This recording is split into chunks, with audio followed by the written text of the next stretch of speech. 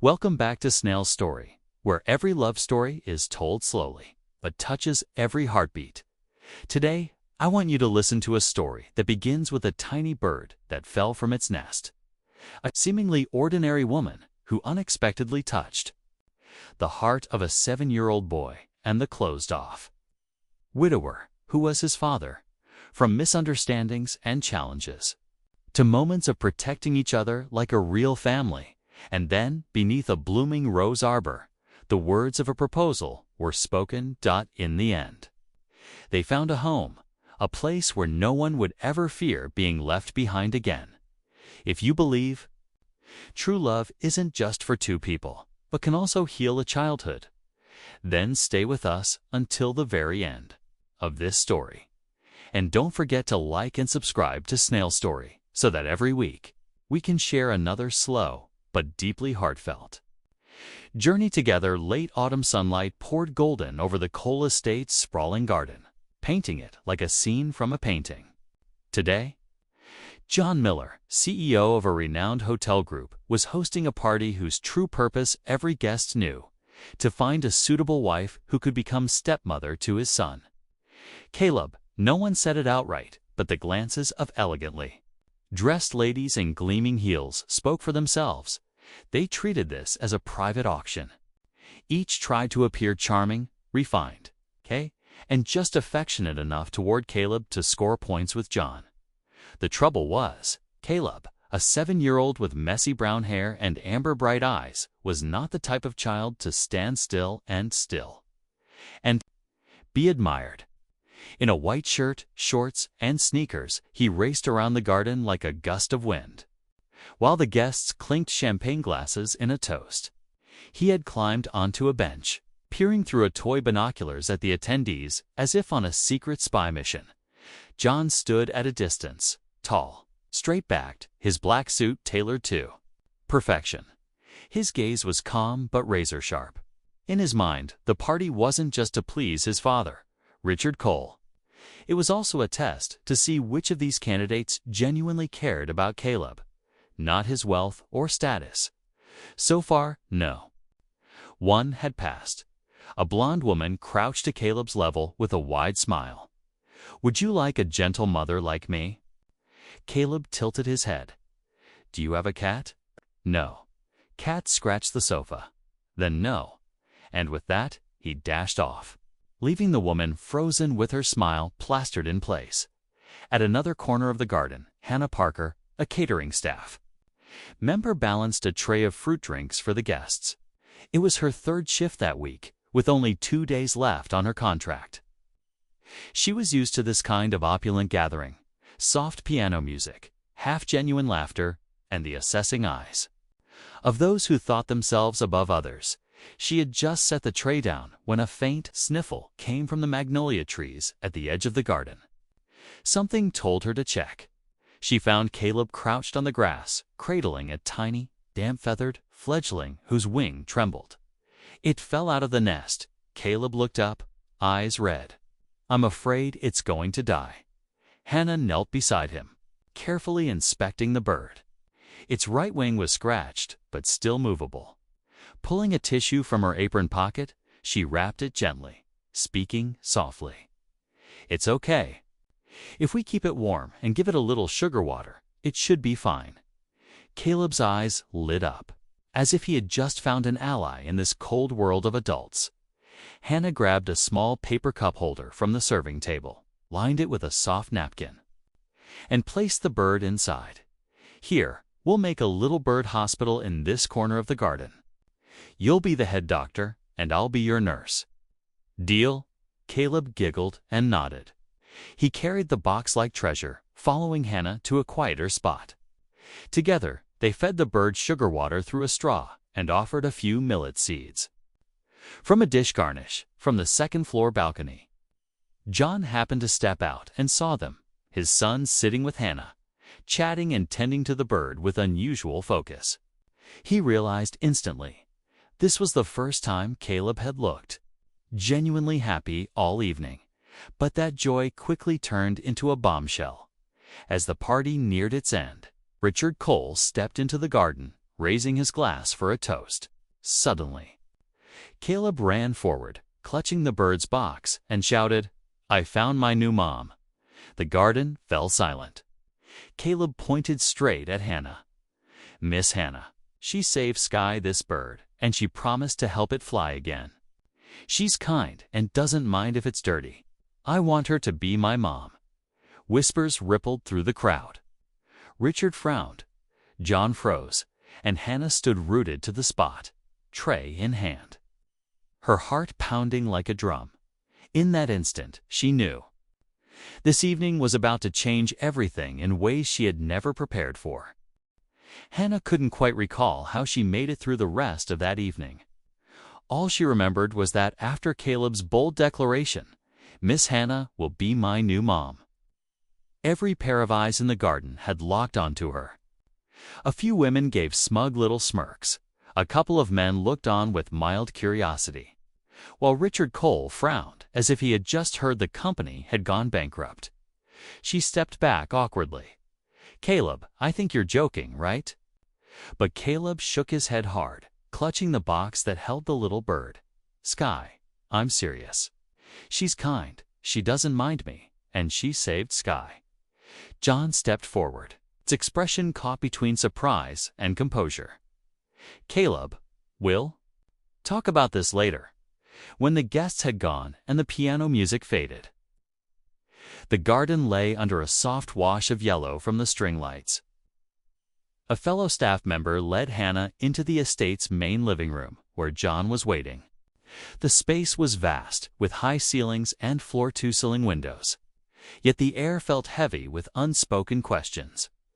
John stood by the fireplace, loosening his tie before setting a glass of wine down. "Thank you for helping Caleb with the bird. He doesn't open up easily, especially to strangers. I only did what anyone would do," Hannah replied, keeping her voice steady even though the way he was looking straight at her sent a ripple of nerves through her. He paused for a few seconds, as if weighing every word. "I have a proposal." "You can refuse if you want." Hannah raised an eyebrow. "What kind of proposal?" "I want you to stay here for 2 weeks. 2 weeks." He nodded. The idea is to give Caleb time to understand that you can't be his mother. I need you to help him accept that gently. His mother passed away shortly after he was born, and every stepmother relationship since has ended badly. I don't want him to go through another disappointment." Hannah let out a faint laugh, not because it was funny so. "You want me to live here just to turn him down?" "Not turn him down. Help him face reality." She stayed quiet for a moment. The truth was, she needed money for rent. Her catering contract was ending soon, and this was bound to pay far better. But another part of her hesitated. Living in this cold, imposing house, alongside a strict-looking man and a boy who had accidentally caused the entire misunderstanding, it didn't sound easy, if I agree. "I have conditions," she said. At last, locking eyes with John, he folded his arms. "I'm listening. First, I have my own room, with a lock. No one comes in without permission." "Agreed." "Second, no personal entanglements. I don't want anyone getting the wrong idea. And I'm not looking for trouble." "Also agreed." Third, if I feel disrespected, I leave immediately. No notice. "Understood." Fourth, I decide how I talk to and spend time with Caleb, as long as it doesn't harm him. No forcing him to be a little gentleman 24/7. You have that freedom." Hannah's gaze didn't waver. "And lastly, I won't tolerate insults from Richard Cole. If he does, I'll answer back, and you won't interfere." John's brow ticked, but he gave a slow nod. "I understand." They held each other's gaze for a few seconds, as if measuring how much they could trust the other. Then John extended his hand. "So, do we have an agreement?" Hannah took it. His hand was warm, firm without being forceful, yet it sent a strange shiver down her spine. "Agreement. 2 weeks." The next morning, Hannah stood at the gates of the Cole estate with an old suitcase and a canvas backpack. The black iron gates swung open to reveal grounds that looked more like a park than a private yard. A neatly dressed, middle-aged man emerged. "Miss Torres. I'm Graham, the family's butler. Please, come in." "Hello, Mr. Graham," Hannah greeted, with a smile, pulling her suitcase behind her. Inside, polished marble floors stretched underfoot, flanked by large oil paintings. Hannah felt as if every step she took was being watched by the house itself. "Your room is on the second floor, next to Caleb's," Graham said, opening a door with a professional expression. The room was 3 times the size of her rented apartment, with a balcony overlooking a flower garden, a built-in wardrobe, and a private white marble bathroom. Hannah set down her suitcase and drew a deep breath. Quick footsteps pattered in the hallway. The door swung open, and Caleb peeked in, eyes bright. "You really came. Sky missed you." He held up a small cage, inside which the little bird now slept, its feathers dry and puffier than yesterday. Hannah smiled, brushing a finger lightly against the cage. "And I missed Sky. Ready for the bird hospital." Caleb nodded eagerly and tugged her toward the garden. In one corner, a small table was already set with cloth and millet seeds. John stood nearby, hands in his pockets, watching. "I thought you might need supplies," he said, nodding toward a set of straws and tiny plastic syringes. "Thank you," Hannah replied. When their eyes met, there was something there more than just polite acknowledgement between strangers. Caleb sat, opening the cage and placing Sky carefully into Hannah's palm. He whispered, "You know, I wish Sky could fly before you leave." Hannah glanced at John. In his eyes, she saw the same wish, though it felt like it wasn't just for the little bird. On her first morning, Hannah woke not to car horns or the sound of neighbors arguing, like in her tiny apartment, but to an almost unsettling silence. Pale morning sunlight streamed through the cream curtains, pooling across crisp white sheets. It took her a few seconds to remember where she was, a luxurious guest room inside the Miller family's sprawling estate that felt more like a private hotel. A light knock came at the door. "Miss Hannah, can I come in?" Caleb's voice floated through, small but full of excitement. She chuckled, walking over to open the door. Caleb stood there in plaid pajamas, holding a small cage. Inside, Sky the fledgling twitched its now completely dry wings. "You're awake." "Sky's been hungry since early this morning." Hannah looked down into the boy's bright eyes and found herself nodding. "All right. Let me grab my jacket and we'll head to the garden." The back garden glowed in the morning sun. John was already there, coffee in hand, his tall frame striking in a simple white shirt. He glanced at the 2 visiting veterinarians as they arrived. "Good morning. How are our family's vets today?" "Very busy," Hannah replied, spreading a cloth over the wooden table and pulling millet seeds from her bag. "Our patient has quite the appetite." Caleb settled beside her, his small hands cradling Sky carefully. He watched intently as Hannah prepared the food, eyes wide as though learning an important secret. "How long until Sky can fly?" he asked, his voice caught between hope and worry. "If we take good care of him, maybe about a week." But Hannah met his gaze. "The important thing is to be patient." Caleb nodded seriously. John stayed quiet, sipping his coffee, but he didn't miss a single glance or gesture. In just a few minutes, Hannah had captured Caleb's attention more effectively than any of the high-priced tutors John had hired to teach him life skills. By lunchtime, they were in the main dining room, a vast space with high ceilings and windows overlooking the garden. Meals here were usually quiet, broken only by the faint clink of silverware. Today was different. Caleb chattered on about how Sky had managed to stand on both legs, while Hannah added playful details that made him giggle. "I think Sky would like music," Caleb said, then turned to Hannah. "Do you play any instruments?" "A little guitar. If you'd like, I'll play for Sky tonight." John set down his knife without a word, but the corner of his mouth curved slightly. He couldn't remember the last time his son had been this taken with a new person. That afternoon, Hannah and Caleb worked on the back porch, using scrap wood and old fabric to build a makeshift perch for Sky to practice standing. Passing by from his home office, John stopped to watch. Hannah knotted a string while Caleb held a piece of wood steady, the two working together as if they'd done it many times before. "Careful with your fingers," Hannah reminded. "I am." "I can do it," Caleb replied with quiet pride. When the flight nest was finished, Caleb cheered, and Hannah's smile shone with genuine joy. John realized, in that moment, the scene was so warm it almost made him forget the original reason he'd invited her here. That night, Hannah brought an old guitar to the porch. Caleb sat beside her, Sky's cage resting nearby. The gentle strum of strings floated into the summer night like a soft breeze. John leaned against the doorway, his shadow stretching long over the tiles. Caleb rested his head on Hannah's shoulder, eyes drifting shut. Sky nestled into a corner of its cage, still as if listening. Hannah looked up and met John's gaze.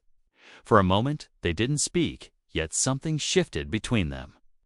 Small, but certain. And so Hannah's first night in the Miller estate ended not with the distance she had expected, but with something that felt a little like belonging. That morning, Hannah and Caleb were on the back porch feeding Sky when the sound of a luxury engine rolled up the drive. It was steady, yet deliberate, the kind of sound that made no attempt to arrive quietly. Caleb's head lifted, a frown forming. "I know that car before Hannah could ask," a woman stepped out of a silver coupe. A dark, crimson bodycon dress hugged her slim figure. Golden waves of hair fell in soft curls, and oversized sunglasses covered half her face. Even when she took them off, her eyes carried both confidence and calculation. "Hello, John," she said, her voice silk smooth but colder than ice. "It's been a while." John appeared at the doorway, face composed, though his tone dropped lower. "Caroline? Hayes. Didn't expect to see you here." Hannah noticed that at the mere mention of her name. Caleb tightened his grip on Sky's cage. The boy moved closer to Hannah, avoiding Caroline's gaze. "I had business in the city," Caroline said, a faint curve on her lips as she glanced at Hannah. "And I heard you still haven't found someone suitable. Perhaps I came at the right time." John didn't answer. His eyes were like glass, reflective, unreadable. Hannah said nothing either, lowering her head to adjust the cloth in Sky's cage, though she caught every word. By lunchtime, Caroline had coincidentally stayed on. She sat across from Caleb, peppering him with sugar-coated questions that had a bitter edge, still keeping those filthy little pets. "At your age, you should be learning piano instead." Caleb's head dropped, lips pressed together. Heat rose in Hannah's chest. "This bird isn't filthy. It's injured. Caleb's helping it heal." Caroline arched a brow, her voice dripping with condescension. "Oh, I'm sure that's very meaningful for a child. But what do you think, John? Shouldn't your son be focused on more refined things than wild creatures?" John set his knife down, his gaze sharpening. "Caroline, this is my house. I decide what's best for Caleb." The tension at the table tightened like a bowstring. Hannah could feel Caleb's discomfort in the way his small hand twisted the tablecloth. That afternoon, while John was in his study on a video call, Hannah took Caleb into the garden. It took him a long moment before speaking. "I don't like her. She yelled at me once for spilling water and said I was annoying." Hannah knelt to meet his eyes, her tone firm. "No one has the right to call you that. Understand?" Caleb nodded, a hint of relief in his gaze. Inside the cage, Sky chirped softly as if in agreement. But Caroline wasn't done. Near dusk, as Hannah was tidying up in the kitchen, the click of high heels approached. Caroline leaned on the doorway, eyes scanning Hannah from head to toe. "You're not John's usual type." "I'm not here to be chosen," Hannah replied, continuing her work. "Really? Then why are you here?" "To play the perfect nanny and hope for something more." Hannah stopped, turning to face her. "I'm here for a boy named Caleb, and I don't need you to care about my reasons." For a moment, Caroline looked taken aback. Then she smiled faintly. "Fine, but trust me. Women like you never stay long." The kitchen door clicked softly shut behind her, leaving Hannah standing still, fists tighter than usual. She knew this was only the beginning and that the real storm was still ahead. The next morning, John had to leave early for a meeting with partners downtown. Hannah knew Caroline hadn't left the estate yet. She'd heard the clack of high heels on the wooden floor at dawn, accompanied by the heavy waft of perfume. Drifting down the hallway to keep Caleb occupied, Hannah decided they would build an upgraded flight zone for Sky in a corner of the garden. The boy gently set the bird on a perch, grinning as Sky hopped in tiny steps. Caleb's laugh floated through the morning air, light as the breeze. But the peace didn't last. Carolyn appeared along the stone path, wearing a pristine white dress as if ready for a fashion shoot. She planted a hand on her hip, eyes flicking toward the birdcage. "Good grief, you're still playing with that thing." Her tone dripped with disdain. "It's never going to fly, Caleb. That's its nature, weak and dependent." Caleb's head dropped, his fingers tightening around the cage. "That's not true. I believe Sky will fly." "Believe?" Carolyn scoffed. "What's next? Fairy tales. Time to learn the truth." Hannah rose to her feet, her gaze sharpening. "That's enough." Caroline turned, her voice honeyed, but her eyes sharp as glass. "I'm just helping him be realistic. John's son can't grow up as some fragile daydreamer. And I'm telling you, that's enough." Hannah stepped forward, placing herself squarely between Caroline and Caleb. "You don't get to belittle him, and you don't get to crush what he believes in." Caroline let out a laugh, folding her arms. "Who do you think you are? His mother?" "No, but I'm here to protect him." Hannah's voice was steady, each word deliberate. "If you can't say something kind, you'd better leave." Caleb looked up, eyes wide in surprise. He had never seen anyone speak to Caroline like that. Caroline drew in a slow breath, forcing a thin smile. "Interesting. I'll remember this." She turned sharply and walked away, her strong perfume lingering in the air. But Hannah no longer noticed. She knelt beside Caleb. "You okay?" Caleb nodded, lips pressed together but eyes shining with trust. "Thank you," Hannah smiled, giving his shoulder a gentle squeeze. "No need to thank me. Just remember, someone believes in you." On a soda Sky. By late afternoon, John returned. When Graham quietly filled him in on the garden conversation, he went straight to find Hannah. She was washing her hands in the kitchen when she saw him in the doorway. "Graham told me. Thank you for standing up for Caleb." His tone was low but warm. "I didn't do anything special.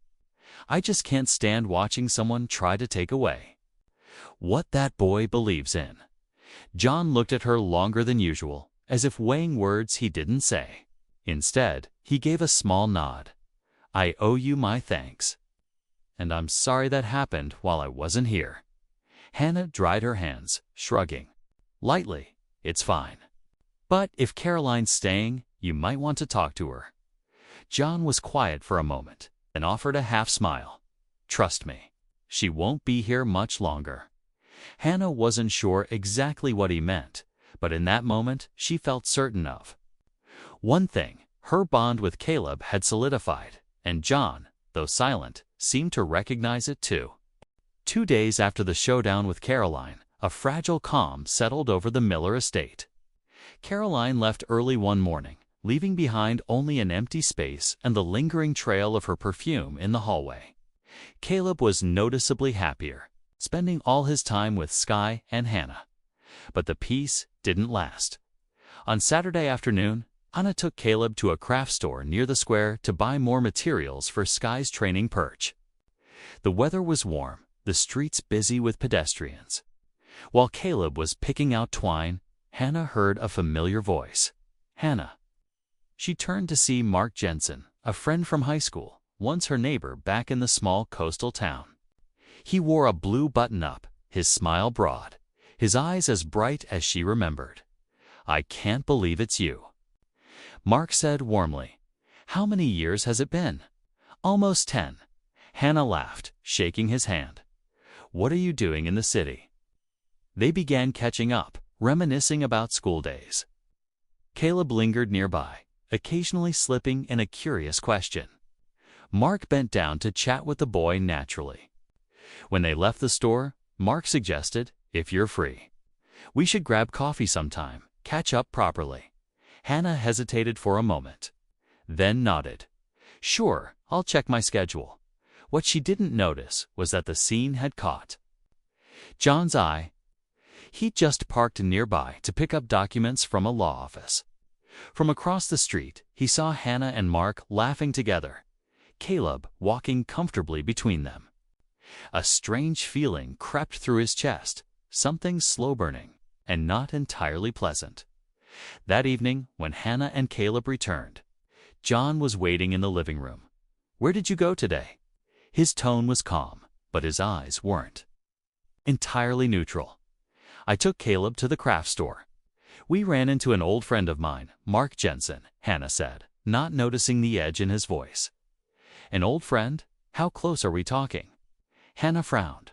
"We used to be neighbors." "He just asked how I've been. That's all." John leaned back in his chair, arms crossed. "I don't want Caleb being drawn into relationships I don't know about." "Drawn into?" Hannah repeated, her tone sharpening. "We had a normal conversation, with Caleb standing right there. Do you think I'd expose him to something inappropriate?" John stayed silent, but his eyes held that guarded look. "I just want to avoid unnecessary complications." Hannah gave a dry laugh, setting the shopping bag on the table. "The only unnecessary thing here is your suspicion. I'm here for Caleb, not to be interrogated by you." She turned and headed upstairs, her footsteps echoing on the wooden steps. Caleb peeked out from the hallway, his face a mix of worry and confusion. That night, Hannah lay awake, John's words replaying in her mind. She understood he wanted to protect Caleb, but the distrust felt like a thick wall between them. In his study, John wasn't faring any better. The image of Hannah smiling at Mark kept surfacing, even though he had no solid reason to judge. Wondered if his reaction had been that of a cautious father or a jealous man.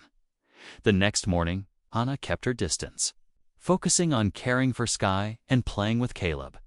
The boy noticed the tension and tried to draw them both into shared activities, but an invisible gap had formed. And in a house that had once been too quiet, this silence felt heavier than ever. 2 days after the argument, the air inside the Miller estate was still thick and heavy.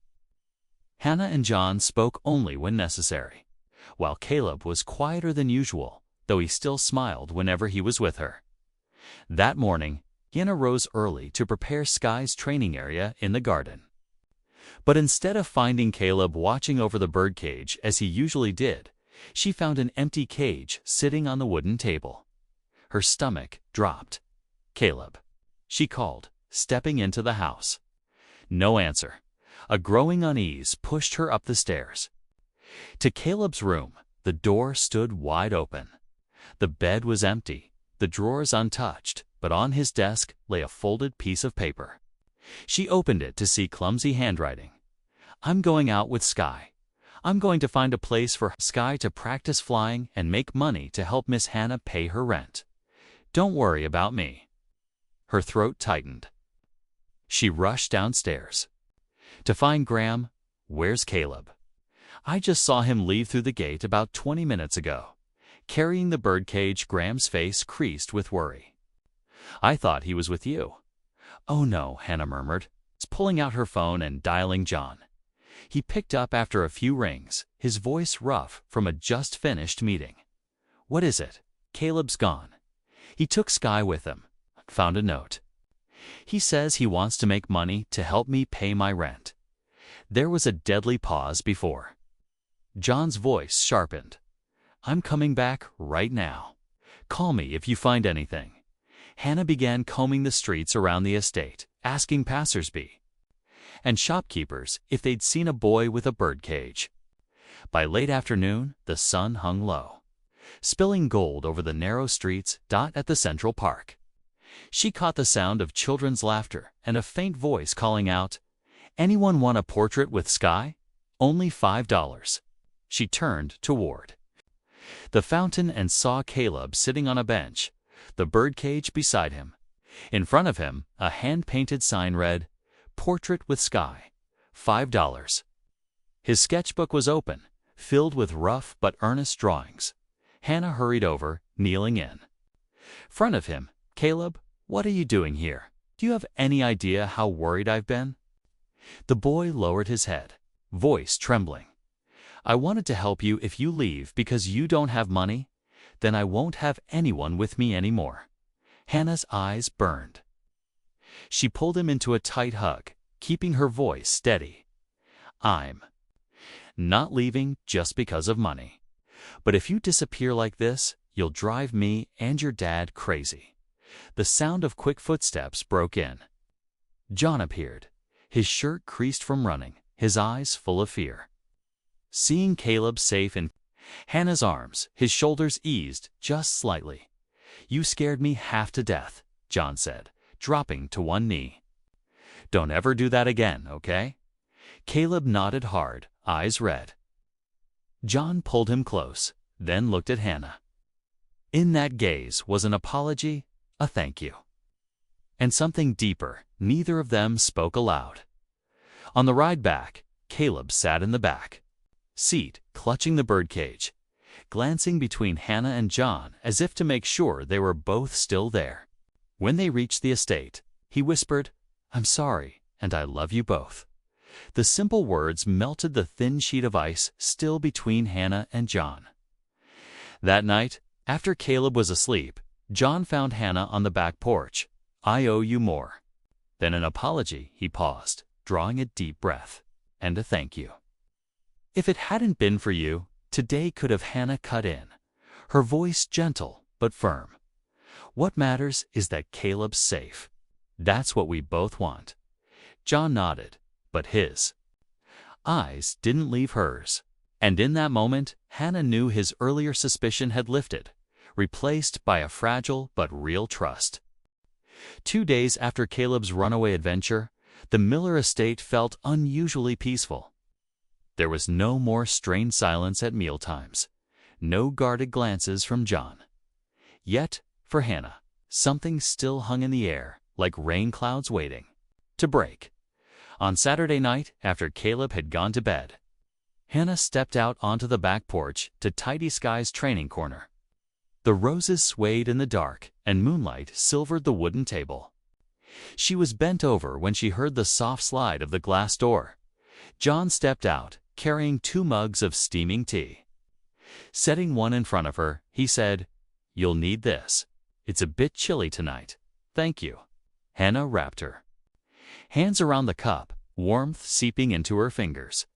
They sat across from each other in silence for a while. The only sounds, the whisper of wind through leaves and the distant hum of crickets. At last, John spoke. "About Mark and about my earlier doubts, I was wrong." Hannah lifted her gaze to meet his.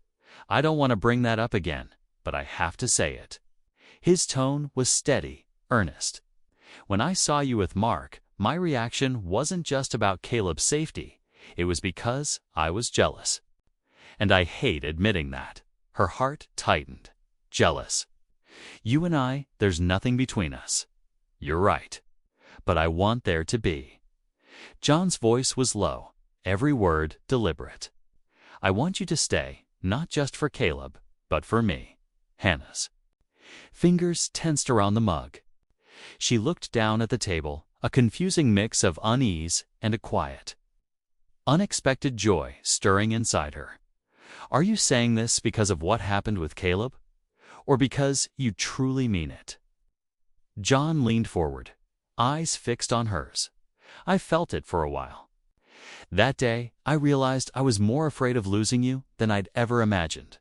A soft breeze lifted a few strands of Hannah's hair. She felt the sincerity in his tone and the hope in his gaze. I don't know, she murmured.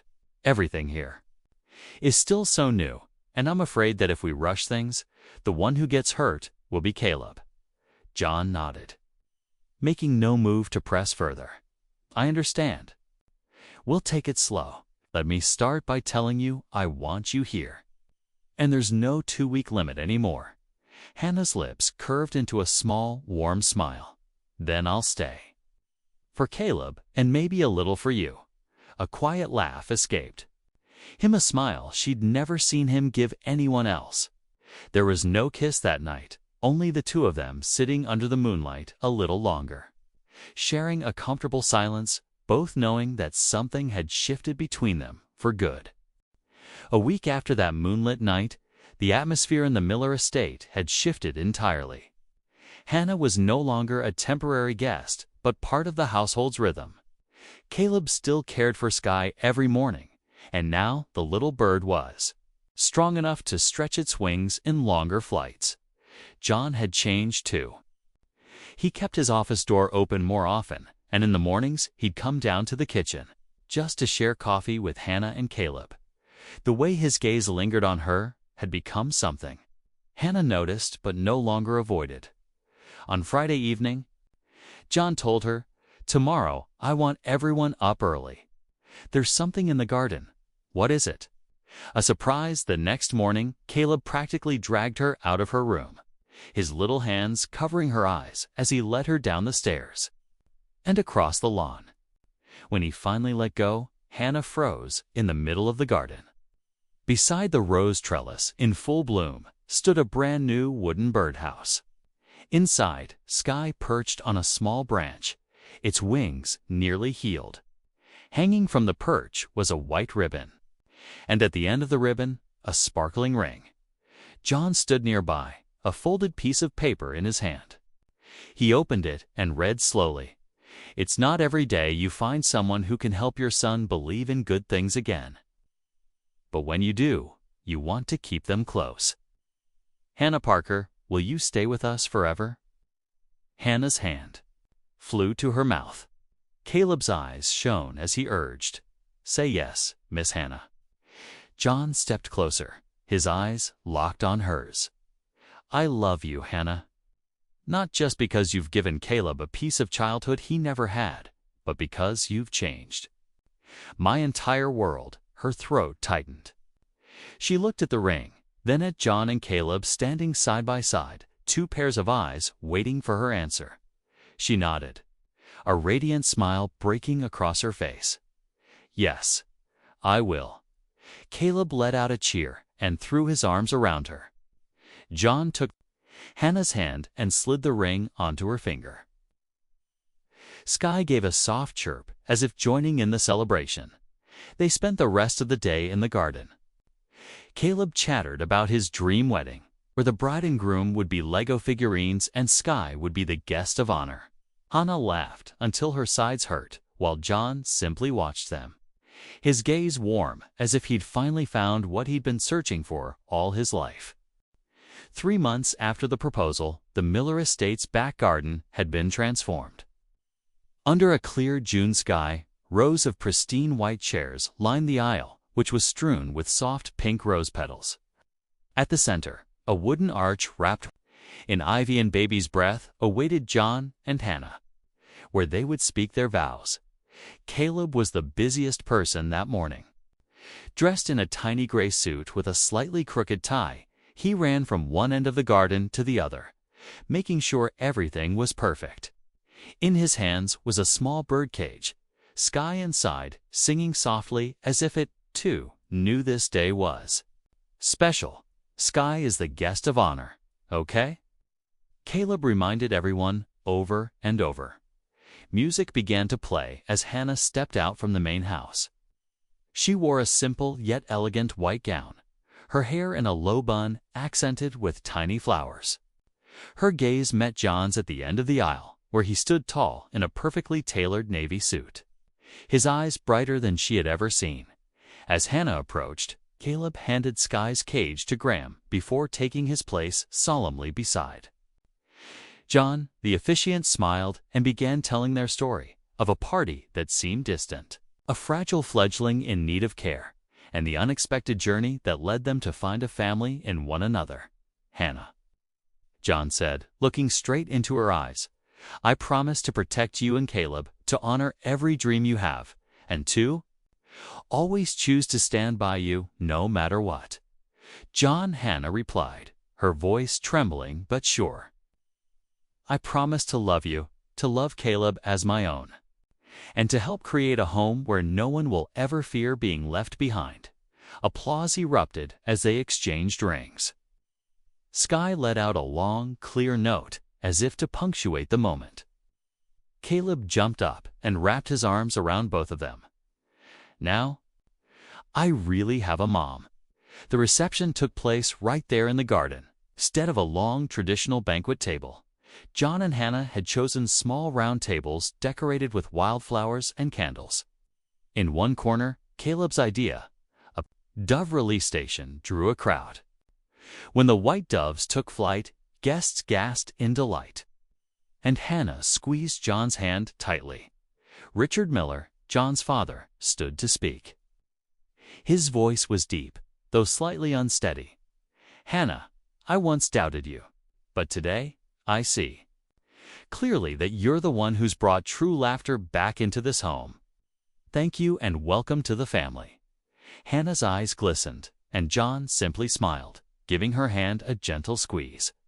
As the sun set, Hannah, John, and Caleb sat together on the grass, Sky perched on Caleb's hand. The last light of day turned their hair to gold, and laughter rang out across the garden. No words were needed. They all knew this was the beginning of a forever they had been searching for.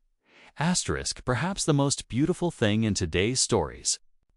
Not just the wedding beneath a rose arbor or the sparkling ring, but the moment when three people, once strangers, chose to stay together, to build a home where everyone is loved and safe. Thank you for listening to Snail's story until the very end. If this story touched you, leave a comment and let me know your thoughts. And don't forget to like and subscribe so that every week we can meet again for another slow but truly heartfelt journey. So how would you rate today's story on a scale of 1 to 10?